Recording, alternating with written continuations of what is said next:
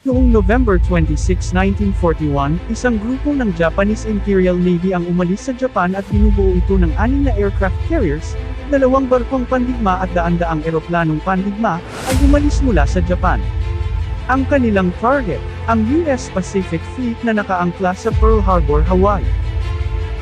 Nakita ng pamunuan ng militar ng Japan ang presensya ng mga Amerikano sa Karagatang Pasipiko, na bilang isang malaking hadlang sa kanilang pananakop.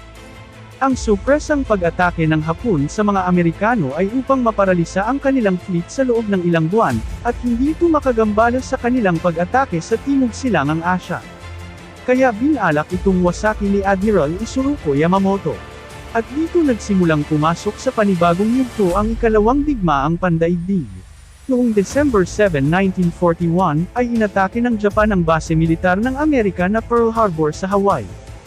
Ang mga Japanese carrier ay sinimulan ang pagpapalipad ng kanilang mga eroplanong dive bombers, torpedo plane at fighter plane, at pagdating ng 7:48 AM ay nagsimula ng umatake ang mga eroplano ng Japan. Hindi nagtagal ay naipadala na ang unang ulat sa mga pinuno ng Japanese Empire ang salitang, Tora Tora Tora, ang code word na ginamit para sa matagumpay na sorpresang pag-atake. Ito ang naging simula ng isang mapait na labanan para sa paghahari sa Pasipiko. Iinising ng Japan ang Amerika sa digmaang Pasipiko, at ang ikalawang digmaang pandaigdig ay sumaklaw sa buong mundo. Ang dalawang bansa ay nagpaligsahan sa isa't isa, sa pinakamalaking karagatan sa mundo, at nagsagupaan sa pinakamataas na antas ng labanan na di pa nangyayari sa kasaysayan.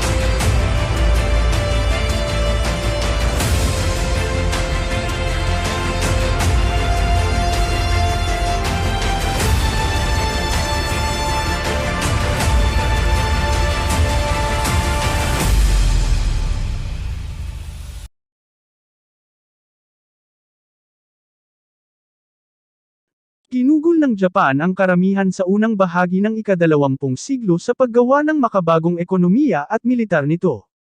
Dahil gusto nilang magtayo ng isang uri ng imperyo na katulad ng sa Great Britain at Estados Unidos, at mula doon ay maaari silang kumuha ng mga likas na yaman at gumawa at bumuo ng mga bagong ruta ng kalakalan at maging isa sa mga makapangyarihan imperyo sa mundo. Ngunit habang ang Japan ay may malalaking ambisyon, nagkaroon ng isang malaking problema. Ang mainland ng Hapon ay walang likas na yaman na kinakailangan upang matayo ang imperyong nais nila. Kinakailangan ng Japan na makakuha ng mas maraming coal, iron at lalong-lalo na ang langis para matupad ang mga ambisyon nito. Noong 1931, nang gawin ng Japan ang unang pangunahing hakbang patungo sa pagbuo ng imperyo nito. Sinalakay ng Japan ang lalawigan ng Manchuria ng China.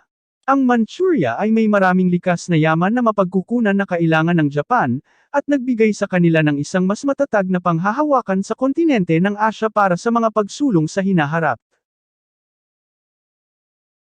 Sa sumunod na ilang taon, ang Japan ay sumulong sa Hilagang China, at sumiklab ang malaking digmaan sa pagitan ng dalawa noong July 1937. Ang pinakamalaking pangakailangan ng Japan sa puntong ito ay langis. Noong 1939, maliban sa 6%, ang lahat ng supply ng langis nito ay ini-import mula sa Amerika at ito ay halos 80%.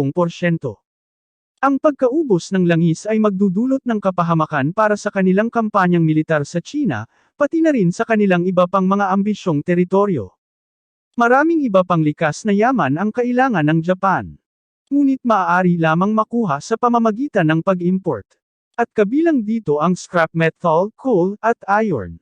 Lahat ng bagay na mahalaga para sa kanilang pagsisikap sa digmaan ay nagmumula rin sa Estados Unidos. Sa pagbagsak ng hukbo ng Japan sa China, ang hukbong dagat ang kumuha ng mantle habang ang Japan ay nakatutok sa katimugang diskarte nito. Nagsimula ito noong 1940 nang upang maputol ang isang pangunahing ruta ng supply ng China. Ang Japan ay pumasok sa hilagang bahagi ng French Indochina sa isang kasunduan sa gobyerno ng Vichy French. Naging epektibo ito sa paghihiwalay ng mga Tsino, ngunit nakita ito ng US bilang isa pang pagkilos ng pananakop ng Hapon na nagbabanta sa interes ng US sa Pasipiko. Kaakibat ng kamakailang alyansa ng Japan sa Nazi Germany, tumugon ang US sa pamamagitan ng pagpapataw ng embargo sa bakal at tanso. Ang lahat ng ito ay mahalaga sa mga industriya ng digmaan ng Japan, ngunit halos lahat ay ini-import nila ito mula sa US. Ngunit hindi pa rin mapigilan ang mga Hapones, at sinakop ang higit pa sa French Indochina noong July 1941 at nagpatuloy sa mga pagsalakay sa Timog. Sa pagkakataong ito, mas malakas pang tumugon ng mga Amerikano. Sa pamamagitan ng pag-freeze sa lahat ng mga assets ng Japan sa Estados Unidos, at pinipigilan nito ang Japan na bumili ng langis. At pagkatapos nito ay sinundan nito ng Britanya at Netherlands na kumokontrol sa Dutch East Indies na nagpapataw ng sariling embargo sa langis. Kaya sa isang iglap ang Japan ay nawala ng 74% ng supply ng langis. Nasa krisis ang Japan. Una nilang sinubukang makipagnegosasyon sa US ngunit ang hinihinging kapalit ng US ay ang kanilang agarang pag-alis sa China at sa Tripartite Pact. Ngunit para sa Japan ang pagtanggap sa mga kahilingang iyon ay katulad na rin ng isang pagkatalo. Hindi gustong isuko ng Japan ang kanilang ambisyon na imperyo. Nadama ng mga Hapones na ang tanging pagpipilian nila ay ang agawin ng mga likas na yaman na kailangan nila sa pamamagitan ng puwersa.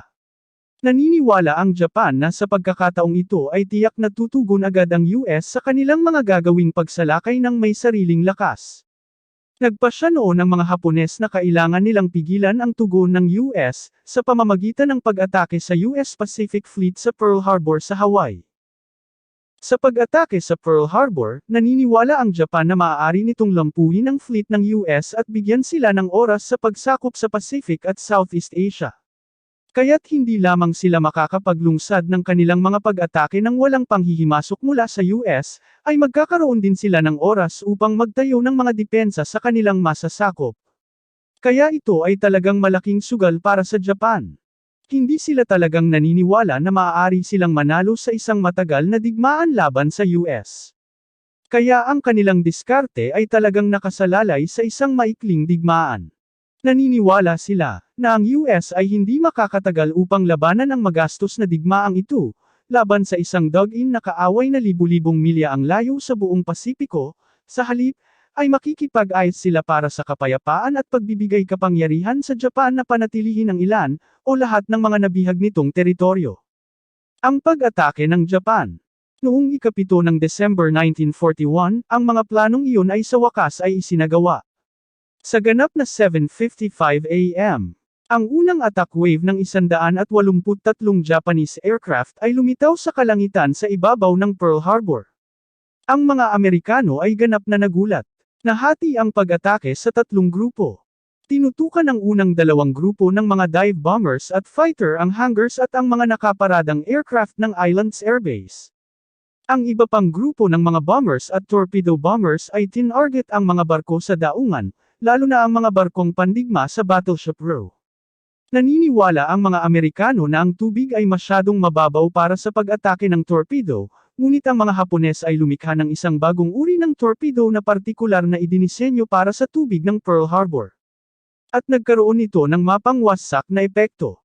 Sa loob ng unang 5 minuto ng pag-atake, ay 4 na barkong pandigma ang natamaan. Kabilang ang USS Oklahoma at USS Arizona, na sumabog makalipas ang 10 minuto.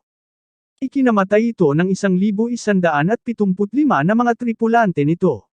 At noong 8:54 AM, ay nagsimula ang pag-atake ng ikalawang attack wave ng 170 aircraft. Sila ay pinaghiwalay din sa tatlong grupo na umaatake sa halos parehong mga target. Sa loob lamang ng mahigit 1 oras ay napalubog o napinsala ng mga Hapones ang 18 warship ng Amerika, kabilang ang 8 barkong pandigma ng fleet. Sinira nila ang 188 na aircraft at malubhang napinsala ang infrastruktura ng baseng iyon. Gayunpaman, ang tatlong pinakamahalagang US aircraft carriers ay nasa labas ng base sa mga oras ng pag-atake, kaya walang napinsala sa mga ito.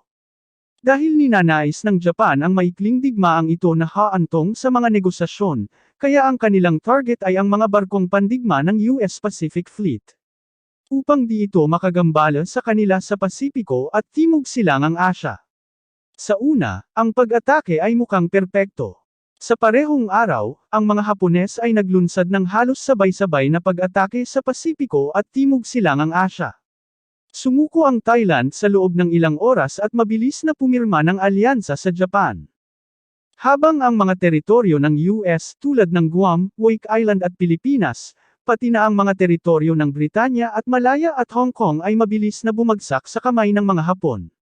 At ang dalawang malalaking barkong pandigma ng Britanya, ang HMS Prince of Wales at HMS Repulse, ay pinalubog sa baybayin ng Malaya, ng mga bomber at torpedo plane ng Hapon. Sa mga unang buwan ng 1942, sinundan ito ng Japan ng mga pag-atake sa Dutch East Indies, British Burma, Singapore, New Guinea at Solomon Islands. At tulad ng inaasahan nila na ang US Pacific Fleet ay hindi makakatugon sa kanilang ginawang sunod-sunod na pag-atake. Natapos ng mga Hapon ang kanilang layunin ng may bilis at kahusayan. Naitatag nila ang kanilang bagong imperyo at sa wakas ay nagkaroon na sila ng likas na yaman na matagal na nilang hinahangad. Gayunpaman, babaguhin din ng pag-ataking ito ang takbo ng ikalawang digmaang pandaigdig. At magdadala ng pangwakas na kapahamakan para sa Imperial Japanese Navy. At ang maling kalkulasyon ng mga Hapones sa pagpaplano ng pag-atake ay nagpahamak sa kanila upang matalo sa ikalawang digmaang pandaigdig. Sapagkat isang araw pagkatapos ng pag-atake, idineklara ni Pangulong Roosevelt ang kanyang sikat na The Day of Infamy speech sa Kongreso ng Amerika, kung saan humingi siya ng formal na deklarasyon ng digmaan laban sa Japan, na mabilis na pinahintulutan ng Kongreso ng US. Kaya ang US ay opisyal na pumasok na sa digmaan. Ang malawak na yaman ng kapangyarihan ng Estados Unidos, raw materials, industrial production, lahat ay kanilang pinakilos upang matugunan ang mga pangangailangang hinihingi ng kabuuang digmaan. Kung nagustuhan mo ang ating kwento, ay huwag mong kalimutan na mag-like at subscribe sa ating munting channel. At kung may gusto kang suggestions or topic, ay i-comment mo lang para magawa natin ito ng kwento. Pwede mo rin pindutin ang mga suggested videos natin para sa isa na namang makasaysayang kwentuhan. Maraming salamat po.